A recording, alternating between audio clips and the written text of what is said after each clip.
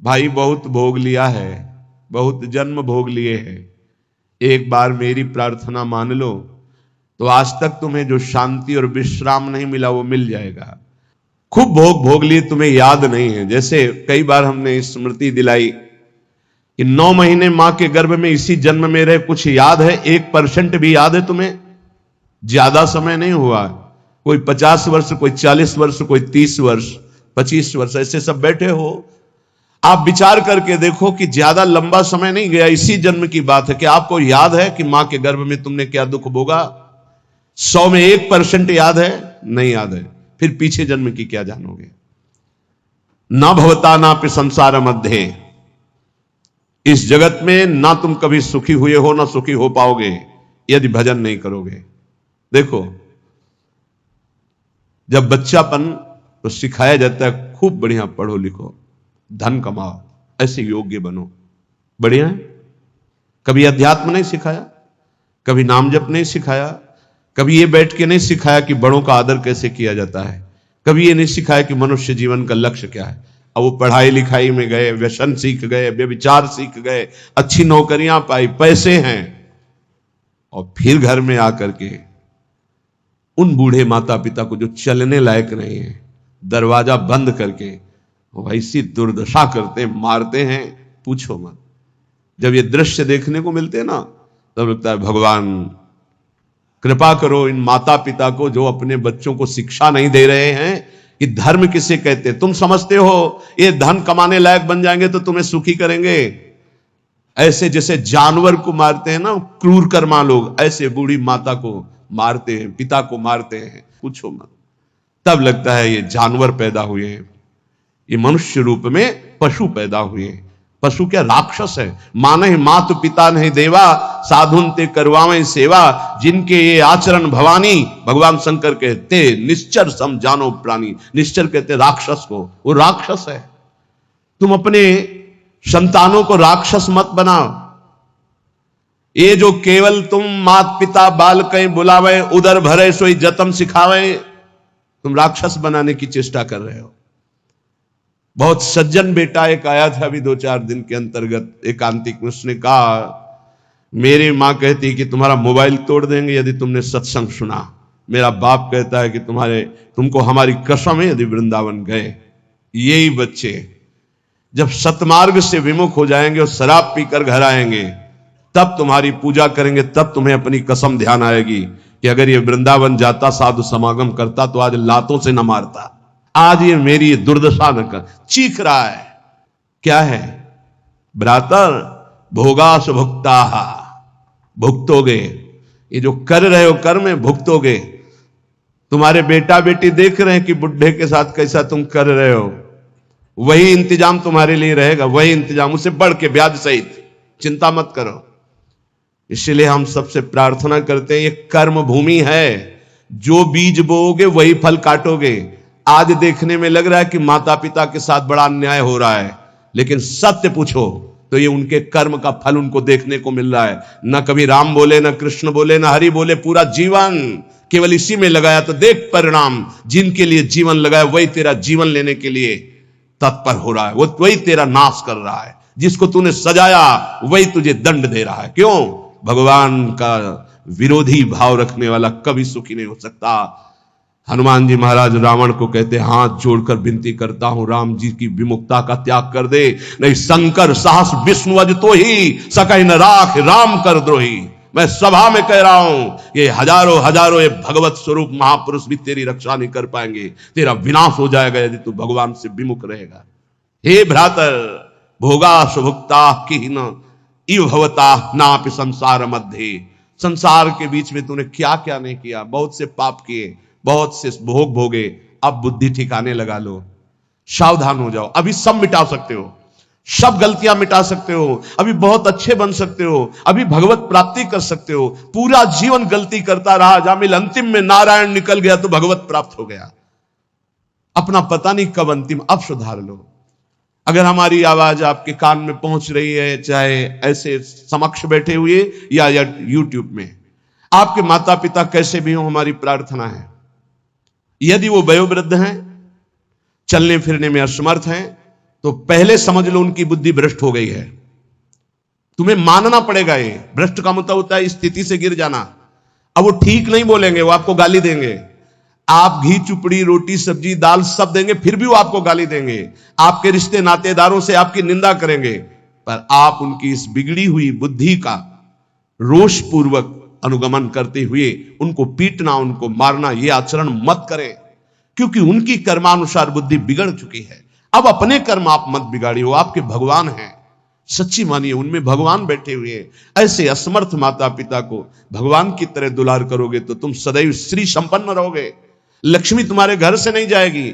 और जिन घरों में माता पिता को त्रास दिया जाता है, जिन घरों में आए हुई पानी ग्रहण करके पत्नी के साथ अनर्थ नाना प्रकार की दोष वृत्तियां, वो घर कभी श्री संपन्न नहीं हो सकता, सुख संपन्न नहीं हो सकता। आप सत्संग सुनने आए हो, इसी का सुधार करना चाहिए।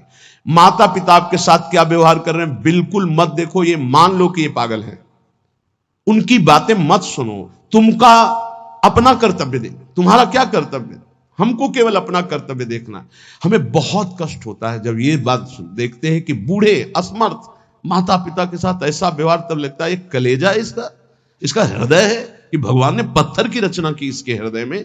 अरे और कौन? जिसने 9 महीने गर्भ में रखा, जिसने अपने रक्त का दूध बनाकर तुम्हें पिलाया, जिसने तुम्हारे मल मूत्र साफ किया। आज तुम हाथी जैसे जवान हो तो लात मारते हो, डंडा मारते हो, उनको गाली देते हो। चिंता मत करो, तुम्हारे लिए ब्याज सहित व्यवस्था है, ब्याज सहित दंड मिलेगा। अगर तुम्हें थोड़ा भी ये पता है कि भगवान है तो इतना समझ लो उनके वचन भी हैं। अवश्य में वो भोक्तव्यम कृतम कर्म शुभाशुभम। शुभ और अशुभ कर्मों का भोग भोगना पड़ता है। फिर माता पिता ये तो साक्षात भगवान है, इनके प्रति ऐसा ये कुछ भी बोले। हमने देखा है वयोवृद्ध आदमी की बुद्धि पतित हो जाती। पतित अगर जीवन भर भजन नहीं किया ना, तो पतित का मतलब होता है स्थिति से गिर जाना। भ्रष्ट होने का मतलब गिर जाना। अब उसको जो बोलना चाहिए वो नहीं बोल पाएगा। उस समय हमको क्रोध नहीं करना कि हम तो इतना खवाते पिलाते हैं, ये हमारी निंदा करते हैं। ये हम बहुत गूढ़ बात आपको कह रहे हैं। जिसने अपने माता पिता की सेवा कर ली, उसने भगवान को प्रसन्न कर लिया। उनके नाराज रहने पर, उनके गाली देने पर, उनके तिरस्कार करने पर भी। पर हमारी प्रार्थना है, हम जो शब्द कह रहे हैं उसे ध्यान से सुनिए। जो माता पिता असमर्थ हो चुके हैं, चलने फिरने लायक नहीं है, उनके वर्ताव और उनके कटु वचनों पर ध्यान न दिया जाए। उन्हें भगवान की तरह पूजन करके उनकी सेवा की जाए। जितने दिन जिए खूब मेहनत करके कमाओ, उनको खाओ पियो, कपड़ा लत्ता, सुखपूर्वक जीवन, तो तुम्हारा लोक और परलोक दोनों बन जाएगा। ये शब्द हम शर्त इसलिए रखते हैं कि जो माता पिता अपने कर्तव्य का पालन करना नहीं जानते हैं और अभी चल फिर रहे हैं, मनमानी आचरण करते हैं, गंदे विचारों का पोषण करते हैं, पोषण करने वालों का शोषण करते हैं, ऐसे माता पिता के लिए नहीं कह रहे। हम उन असमर्थ माता पिता के लिए कह रहे हैं कि जिनकी वास्तविक बुद्धि बिगड़ चुकी है, शरीर सेवा में समर्थ स्वयं नहीं रह गया है। अब हमारा कर्तव्य बनता है वो गाली दे, वो पड़े पड़े हगे, तो भी हमें उनकी सेवा करनी चाहिए। निश्चित भगवान प्रसन्न हो जाएंगे, निश्चित। हमने आपको कई बार उदाहरण में बताया है महाभारत का प्रसंग। एक महात्मा कश्यप नाम के थे, तो एक वृक्ष के नीचे बैठे ध्यानस्थ थे। जब एक बगुली बीट कर दिया तो ऐसे माथे से गिरा, तो ऐसे देखा और रोष पूर्वक देखा तो भस्म हो गई, आग लग गई और जलकर राख होकर गिर गई। उनको लगा मेरी तपस्या बहुत पावरफुल हो गई। एक घर में गए, भिक्षामदेहि, एक साध्वी भगवत भावपरायण पति को भगवान मानने वाली पतिव्रता देवी निकली, प्रणाम किया। ब्राह्मण कुछ क्षण रुकिए, अभी मैं आपको भोग लाई। जेव ही वो घर गई तो दूसरे दरवाजे से उसके पति आ गए। बिल्कुल ध्यान से सुना। अपने पति को साक्षात भगवान मानना, अपने पति की ही आराधना में तन्मय रहना, ये पातिव्रत बड़ा महान धर्म है। इसी से भगवान शंकर ब्रह्मा और विष्णु को 6-6 महीने के बालक अनसुईया जी ने बना दिया था। लेकिन ये बहुत दुर्लभ बात है जो अपने देह को पावन करके, एक पति को समर्पित करके आजीवन वो देवी। ये भारत यति और सतियों का देश है। धर्म की यहां जय जयकार सदैव होती रही, होती रहेगी। हाँ, थोड़ा कम ज्यादा अंतर पड़ता रहेगा। अब आज क्या धर्म को समझे जो बॉयफ्रेंड गर्लफ्रेंड ये दलित दुराएं दिमाग में बैठ गई है, ये क्या समझेंगे कि धर्म किसे कहते, पातिव्रत धर्म किसे कहते, एक पत्नी व्रत किसे कहते हैं, जिसका पाणी ग्रहण किया, आजीवन निर्वाह किया। अब वो पति सेवा में पति को बैठालना, उनको जल पिलाना, फिर इसके बाद कहा भगवान आपके घर में एक अतिथि भगवान उस दरवाजे पर आए, आदेश हो तो मैं उनका स्वागत करूं, भिक्षा दे दूं। कहा तत्काल जाइए, तत्काल जाइए। वो कुछ फल फूल अन्ना आदि लेके गए। तो आप इतना विलंब क्यों किया? वो तो उस रोष में थे कि हमारा तप बढ़ चुका है, मैंने बगुली के देखा था वो भस्म हो गई। उनका भगवान शांत शांत, विलंब का कारण, मैं एक पतिव्रता हूं, मेरे प्रभु मेरे पतिदेव आए, मैं उनको आसन दिया, जल पिलाया, फिर उनकी अनुमति से आपको देने आई हूं। उनका तुमने हमको ऐसा वैसा महात्मा समझ लिया क्या? तो उसने कहा महाराज तुम्हारे उस वृक्ष की बगुली नहीं हूं कि तुम्हारे देखने से भस्म हो जाऊंगी, मैं एक पतिव्रता हूं जो बैठे बैठे तीनों लोकों का दर्शन कर रही हूं अपने पातिव्रत धर्म के व्रत से। बहुत बड़ा बल होता है पातिव्रत धर्म में, ये कोई खिलवाड़ नहीं है। गृहस्थी कोई साधारण धर्म नहीं, आप लोग जिसे बिल्कुल अवहेलना कर रहे हैं कि हम तो गृहस्थ हैं, हम तो विषयी हैं। अरे भगवान के अंश हो, तुम जहां हो वहीं से भगवत प्राप्ति कर सकते हो, इतनी सामर्थ्य आप में है। अब तो होश उड़ गए उनके कि ये बात तो केवल मैं ही जानता था कि बगुली को देखने से भस्म हुई, दूसरा कोई नहीं। तो हाथ जोड़ा और कहा देवी तुम्हें कैसे पता है? तो उन्होंने कहा इतना ही नहीं पता, मुझे सब कुछ पता है आपका, मुझे पूर्व जन्म का भी पता है आपका, मैं अपने पति की सेवा के प्रभाव से त्रिकालज्ञ भी हो चुकी हूं। जाओ अभी तुम्हें सच्चा ज्ञान प्राप्त नहीं हुआ, सच्चा ज्ञान प्राप्त कराने के लिए अमुक प्रांत में जाओ और वहां जो मांस बेचने का व्यापार करते थे कसाई के रूप में, वो जन्मे थे उस कुल में, लेकिन वो खरीद करके मांस व्यापार उनकी कुल परंपरा का, वहां जाइए और वो तुम्हें धर्म का उपदेश करेंगे। विचार किया कि इतने सिद्ध महापुरुष है, अपने पातिव्रत धर्म से मुझे जाना चाहिए। वहां गए तो कितना चाहिए, जो जितना वैसा घृणित, ये उपदेश करेगा धर्म का। चलने लगे तो उनका कश्यप जी, बिना परिचय के परिचय, कश्यप जी रुकिए, रुके, आपको अमुक गांव की पतिव्रता पत्नी ने भेजा है ना? हाँ, पहले फोन तो था नहीं कि फोन कर दिया होगा। बोले आप रुकिए, मैं अपना व्यापार रूपी पूजा कर्म कर लूं, फिर आपको मैं उपदेश करता हूं। आश्चर्यचकित हो गए, इतना मलिन कार्य करने वाला और त्रिकालज्ञ है ये भी, बिना परिचय के परिचय जानता है, और वो पत्नी ने क्या कहा ये मुझे कैसे? बाद में जब अपनी सेवा से निवृत्त हुए तो दुकान को अपनी प्रणाम किया, पैर छुआ और वो कर्म भगवान को समर्पित किया कि मुझे जिस कुल में जन्म दिया वो मैं कर्म कर रहा हूं और नाम जब निरंतर चलता। उन्होंने कहा पहले तो मैं पूछना चाहता हूं आप इतना निंदनीय कर्म क्यों करते हैं? तो उनका है मेरी कुल परंपरा से चल रहा है। फिर तुमको इतना पवित्र ज्ञान कैसे हो गया तीनों काल का? बोले मैं निरंतर नाम जप करता हूं, अपने कर्म को भगवान की पूजा समझता हूं। और आओ, और घर ले गए और दिखाया कि श्वेत पलंग पर बूढ़े माता पिता बैठे हुए हैं। जाके साष्टांग दंडवत किया। बोले जो उससे धन मिलता है उससे मैं अपने इन भगवान की सेवा करता हूं। रात दिन माता पिता की सेवा के प्रभाव से, नाम जप के प्रभाव से, अपने व्यापार को भगवान की पूजा समझने के प्रभाव से मुझे तीनों काल का ज्ञान है। तो उन्होंने कहा मेरी तपस्या अपूर्ण क्यों है? कश्यप जी ने, उन्होंने कहा इसलिए कि तुम अपने माता पिता की अवहेलना कर चुके हो और वो वृद्ध माता पिता भटक रहे हैं, उनकी सेवा छोड़कर, उनकी अनुमति के बिना तुम ये ऐसा, जाओ पहले उनकी आज्ञा का पालन करो।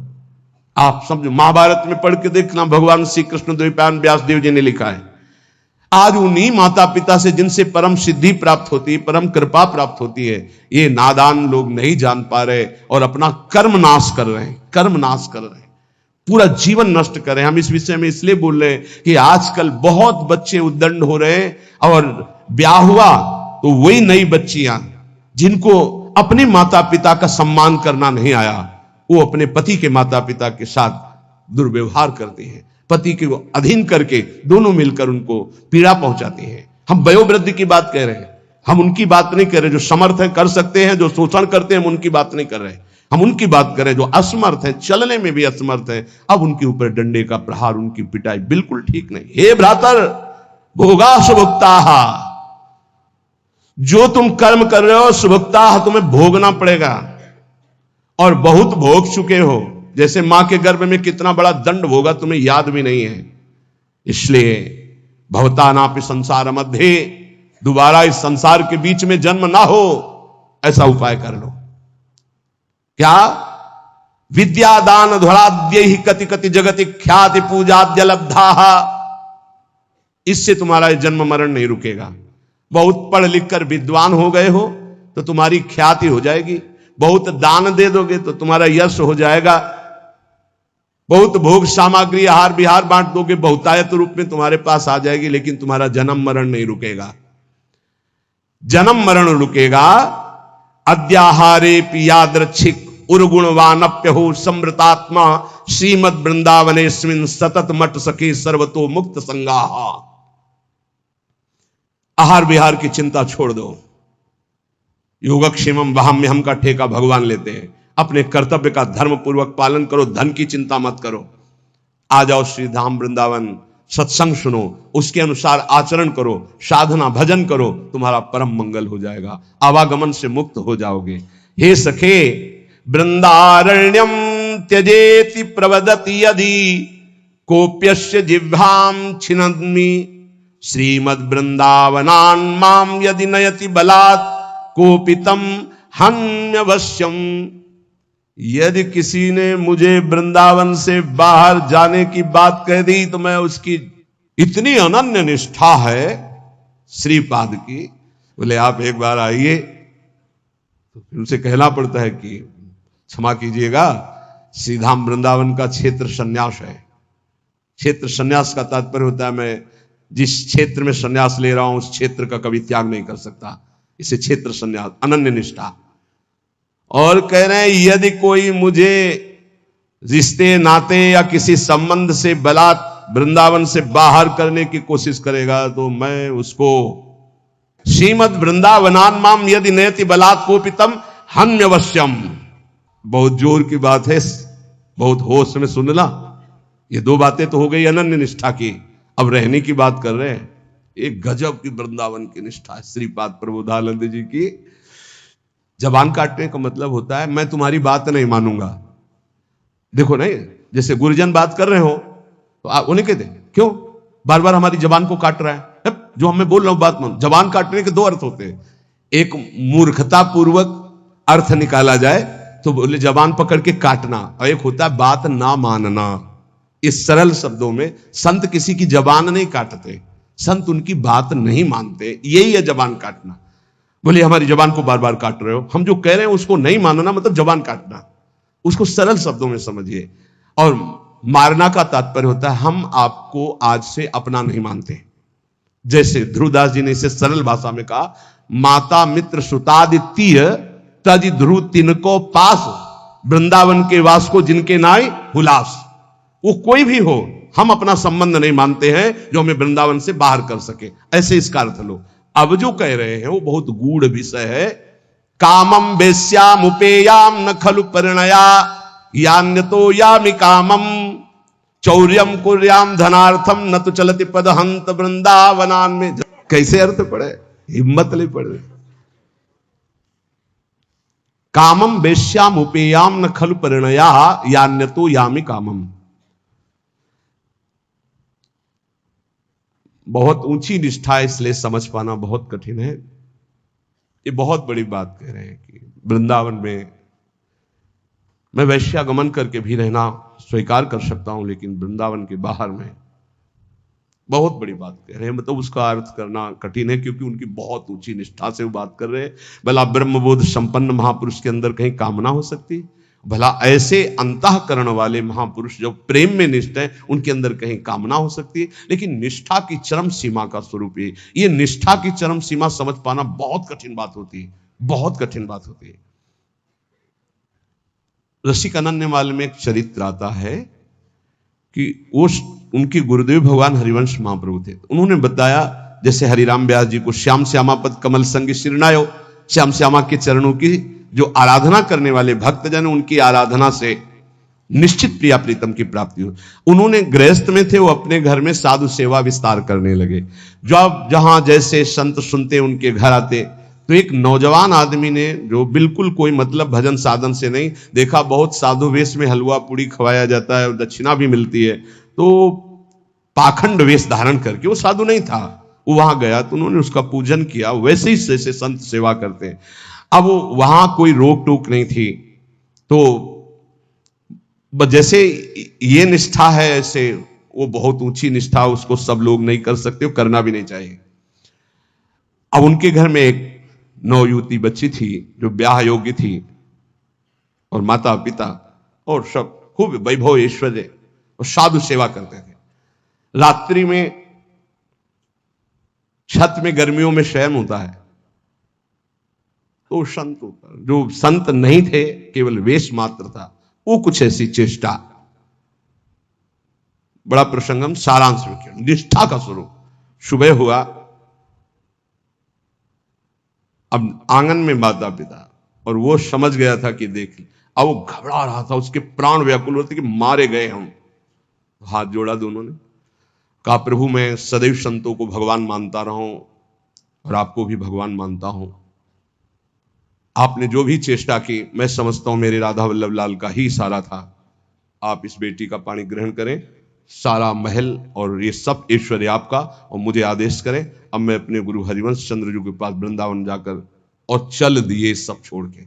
ये ऐसी निष्ठाएं कहीं हजारों में नहीं होती, कोई बिरला। तो जैसे श्रीपाद कह रहे, बहुत ऊंची निष्ठा की बात है, इससे साधारणतया ना ले लिया जाए, क्योंकि जो ब्रह्म बोध संपन्न महापुरुष है, नहीं स्वात्मा रामम विषय मृग तृष्णाम भ्रमयति, और दूसरा जो प्रेम में, वहां कहीं गुंजाइश ही नहीं है, ये निष्ठा की केवल बात है। कह रहे कि यदि तो बोले चोरी करके खा लूं, चौर्यम कुर्याम धनार्थम न तो चलती पदम हंत वृंदावनान में, एक कदम वृंदावन से बाहर नहीं होऊंगा, चाहे मुझे छीन के खाना पड़े, चाहे चोरी करके खाना पड़े, चाहे वृंदावन वृंदावन वृंदावन। इसीलिए इसकी व्याख्या ज्यादा नहीं की कि ये अज्ञानी जीव नहीं समझ पाएंगे। परिहासे प्यन्या प्रिय कथन मुक्तोति बधिरा। देखो देखो, आप समझना, अगर मैं कभी हंसी मजाक में भी बुरा बोलने की बात आएगी तो गूंगा बन के रहूंगा, कभी किसी को कष्ट देने के लिए हंसी मजाक भी नहीं करूंगा। परिहासे, ऐसे महापुरुष भला जरा सोचना। इसीलिए वहां रुक रहे थे कि शायद है बहुत लोग बाहर के भी बैठे ना समझ पावे इतनी ऊंची स्थिति की बात, और महापुरुष की बात का उपहास करने लगे। परिहासे प्यन्या प्रिय कथन मूकोति बधिरा। यदि किसी का अप्रिय, दुख भरा मेरा वचन उनके कान में पहुंचने का अप्रिय वाला हो, तो मैं जिंदगी भर मौन रहूंगा, कभी बोलूंगा नहीं, परिहास में भी नहीं बोलूंगा, जिससे किसी का हृदय दुखी हो। और परेशान दोषानुश्रुति मनु विलोकेंधनयनहा। यदि वृंदावन में कोई गलत कर रहा है, ऐसा मेरे नेत्र देखेंगे तो कभी देखने लायक नहीं रखूंगा अपने नेत्रों को। वृंदावन का दोष मैं नहीं देख सकता, वृंदावन वासी का मैं दोष भाव कभी अपने में, परेशान दोषानु, मैं सुनूंगा भी नहीं, मन से भी नहीं चिंतन करूंगा, और विलोकेंध नयना, देखते हुए भी मैं अंधा बन जाऊंगा, अपने नेत्रों को देखने लायक नहीं रखूंगा। ये निष्ठा वृंदावन, वृंदावन वासी। शिलावन निश्चेष्टा परवपुषि बाधा लव विधौ। यदि कोई हमारे शरीर को पीटने लगेगा तो मैं बिल्कुल पत्थर की काष्ठ की तरह बन जाऊंगा। पीट लो, प्रारब्ध है शरीर, मैं पलट कर उसको थप्पड़ नहीं मारूंगा। इतनी बड़ी स्थिति को समझना है। ये ऐसा देखा है, महापुरुषों को देखा है, देखा है। आप लोग इस समय से आधुनिक वातावरण में है कि जहां वो कष्ट नहीं मिले हैं। नीचापमाने सुधा, नीच पुरुषों द्वारा किया हुआ अपमान अमृत के समान सहा जाता है। ये अवसर होते हैं, ये कृपा होती है। आप कैसे समझोगे इसे कृपा कहते हैं? ये परीक्षा होती भूमिका बदलने के लिए। ऐसे भूमिका बदलती है अध्यात्म की, बड़े बड़े महापुरुषों की। चाहे कोई कितना भी मुझे कष्ट दे, पीटे, मैं पत्थर के हृदय रख करके सह जाऊंगा कभी। शिलावन निश्चेष्टा, कोई चेष्टा ही नहीं करूंगा, पत्थर में जैसे डंडा मारो, कुछ नहीं बोला ऐसे। पर वपुष बाला लव विधो, लेश मात्र भी पीटने वाले को कष्ट नहीं होने देंगे। यही उमा संत के यही बड़ाई, मंद करत जो करे भलाई। हे प्यारे, ऐसे वृंदावन वास करो। ऐसे वृंदावन वास करो, ऐसी निष्ठा। तो आखिरी जन्म है, वृंदावन में सत्संग सुन रहे हो, नाम जप करो, नहीं वृंदावन वास है तो आश्रय ले लो, पर इतने सहनशील रहो। तो ये आखिरी जन्म है, बार बार जन्म मरण के चक्र से मुक्त हो। मानव जीवन केवल अच्छी कमाई के लिए है।